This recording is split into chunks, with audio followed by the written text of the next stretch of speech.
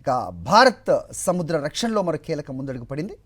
పూర్తిగా స్వదేశీ సాంకేతికతతో రూపొందించిన అత్యాధునిక టార్పీడోను విజయవంతంగా అభివృద్ధి చేశారు.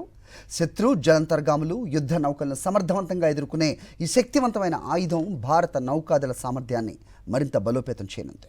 కేంద్ర రక్షణ మంత్రిత్వ శాఖ ఆధ్వర్యంలో పనిచేస్తున్న భారత్ డైనమిక్స్ లిమిటెడ్ అత్యాధునిక వైర్ గైడెడ్ హెవీ వెయిట్ టార్పిడోను విశాఖపట్నంలోని తన యూనిట్లో సుమారు 95% స్వదేశీ సాంకేతికతతో అభివృద్ధి చేసింది.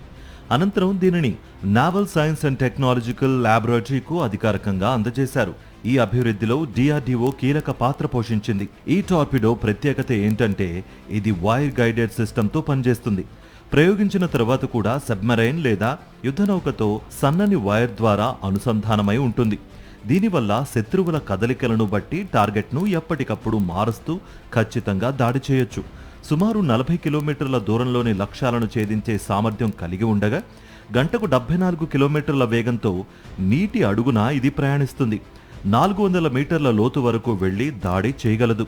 సుమారు 1500 కిలోల బరువుతో 7 నుంచి 8 మీటర్ల పొడవుతో ఉన్న ఈ టార్పిడోలో 250 కిలోల శక్తివంతమైన వార్ హెడ్ అమర్చారు. ఇది శత్రు జలాంతర్గాములను మాత్రమే కాకుండా ఉపరితల నౌకలను కూడా ధ్వంసం చేయగలదు. ఈ వ్యవస్థను వరుణాస్త్ర ప్రాజెక్టులో కీలక భాగంగా పరిగణిస్తున్నారు. శిక్షణతో పాటు యుద్ధరంగంలో కూడా వినియోగించేలా దీన్ని రూపొందించారు.